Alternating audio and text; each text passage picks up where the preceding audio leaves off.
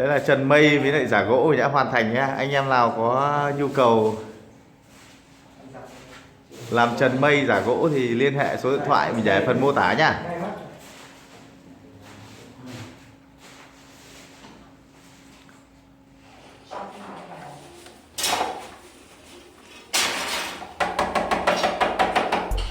Đây để xin cái đánh chân cái này bắn dây.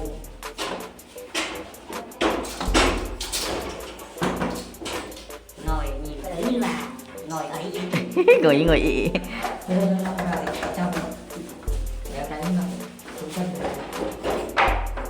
Chào mừng các bạn đã quay trở lại với Giang Thành nhá.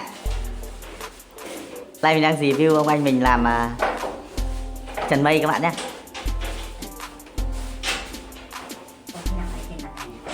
Hả?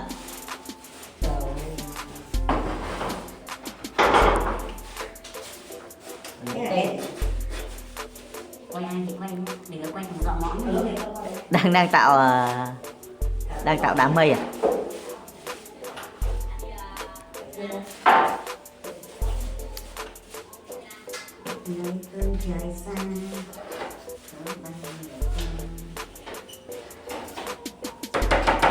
Giờ bắt làm mẫu cái đó bây giờ Nào. Giờ bây giờ cho ít mẫu tân. Đúng rồi.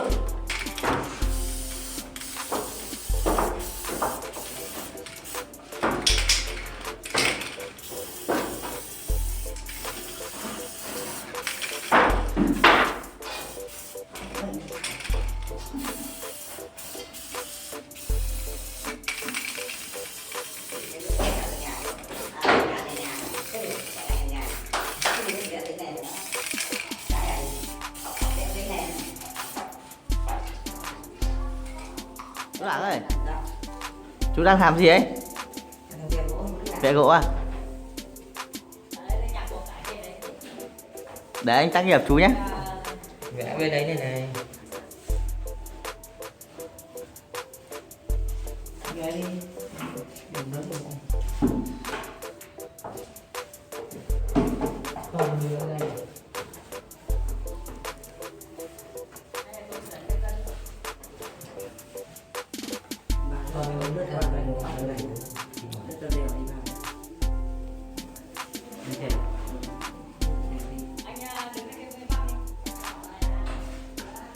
Chú Đảng tạo vân thì để anh quay xong rồi anh quay anh Cường làm ấy.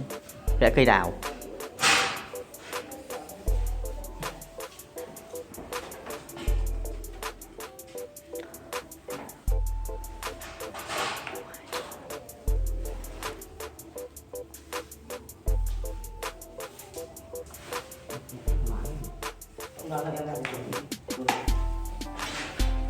Anh Tuấn đi đường mới về bao giờ chưa? Đường Bãi Ngoài không phải đường Vừa Lẫy.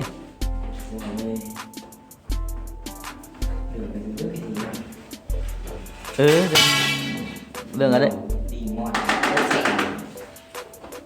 Đường đấy không gần hơn đấy nhỉ? Anh nhanh hơn đấy. Nhanh hơn đấy nhỉ? Lúc về vào đấy cho nó gần.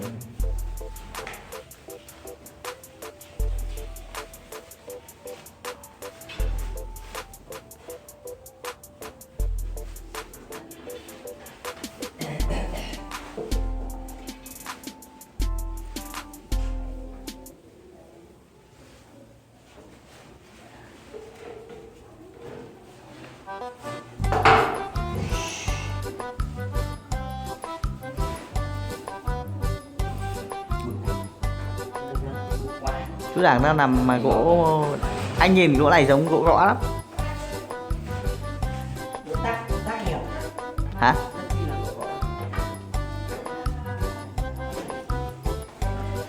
Này, chỗ này lộ mặt đẹp trai này. Sướng cười. Đẹp trai đấy, cười cười phát ra. Vừa vẽ là vừa cười. Tí thành luộc đấy. Giống anh Cường vừa nãy thì tôi chén sao. Anh Cường xin phép mãi nó cho đi, có chú Đảng ra nó cho đi ngay. Ngay mắt thì trong sân đấy. Mình có đuôi đi hóa là Đảng ngay mắt thì trong sân. Có một cái anh Cường nó chỉ chó. Tí em về em đăng lên Facebook cho tang chú Đảng vào đấy sướng. Thì anh mượn cái nồi cái này làm video tiếp đấy. Sắp hết rồi bạn tâm rồi đó. Mất rồi mà.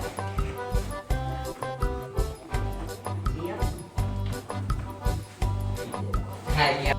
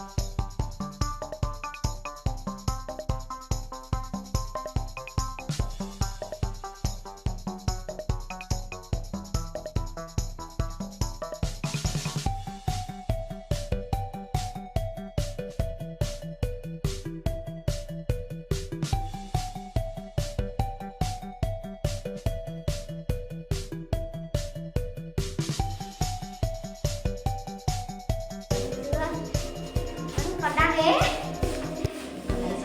Hay Tết này 27 rồi đấy, vẫn còn ế đấy. Bé đấy. Đấy, bé đấy. Lại cả nhìn người biết ế. Hả? Nhìn người biết ế. Ế. Con gái là có giá. Giá cái gì? Giá lại thằng ế đến bây giờ. Chưa lấy chồng như ế cái gì. Là ế cái gì? Ngày xưa 20, 21 là không lấy nhanh là đã là ế rồi. Em ngửa giống anh Cường nhé. Em ngửa giống anh nhé.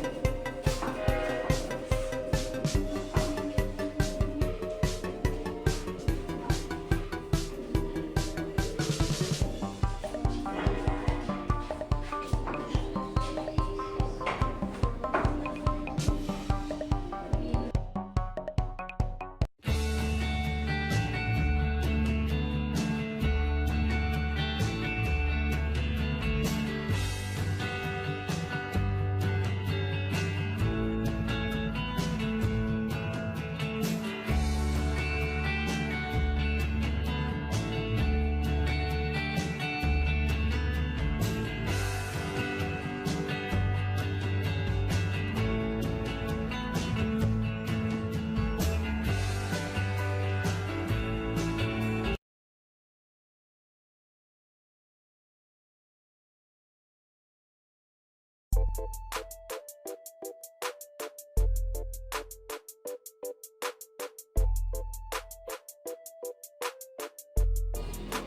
là không đi được gì đây, nhảy theo được chị ạ. Thì cũng cho mà tôi cho lấy số hồ luôn. Bảo là sao mình lại không được to như nó.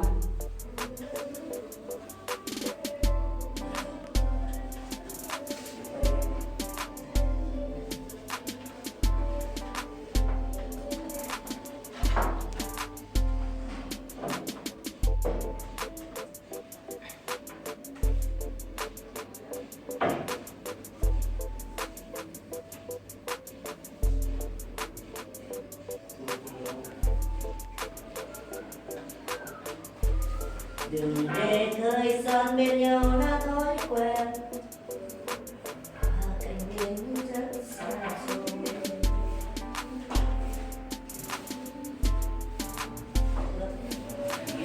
Màu uống thì là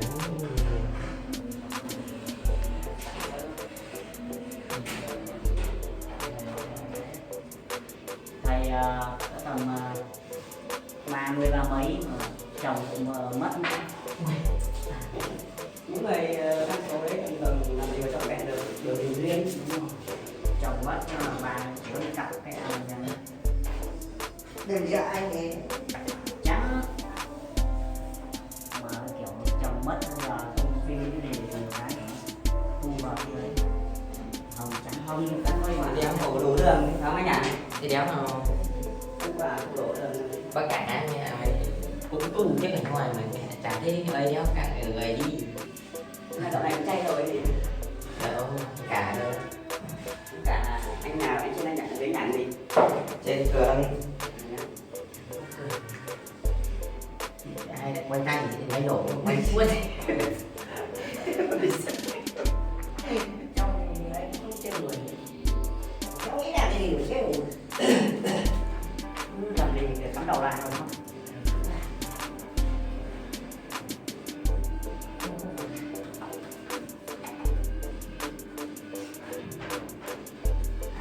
Đi đâu rồi? Là bỏ đi. Xin kính chào nhà tài trợ đã xong rồi Giang. Anh chưa quên luôn. Nó còn nữa đây thì anh sang đây thì anh sang đấy.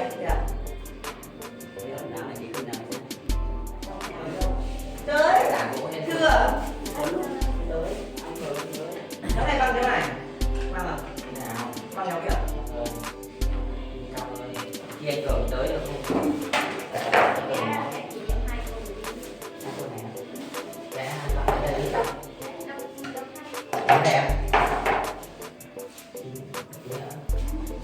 Cười cái gì chỉ nhớ quay mặt anh ấy.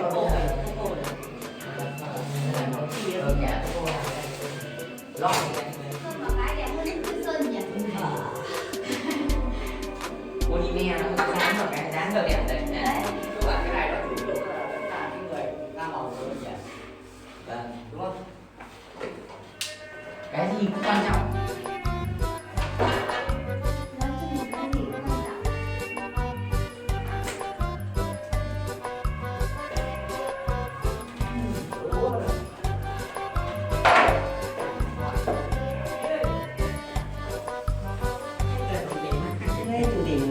Nghĩ đến thôi là cũng dùng hết người. Nghĩ đến không mà cũng ối giời ơi mà. Chơi đó một bàn kia chết rồi. Lắp ra đấy, một bàn kia. Nghĩ đến thôi là cũng dùng hết người. Hay lại làm ăn của anh nhé. Cửa anh làm mất luôn đi. Có khăn. Cửa theo nó không kia đây đi. Nó màu gỗ làm. Cửa này gỗ này, nhà mất luôn này cứ đi đi. Cho đúng màu gỗ.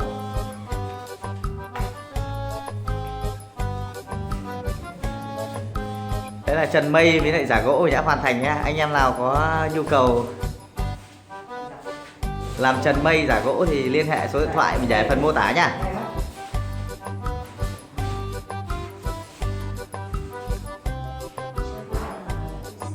Làm toàn miền Bắc nha các bạn nhá. Đây Trần Mây này.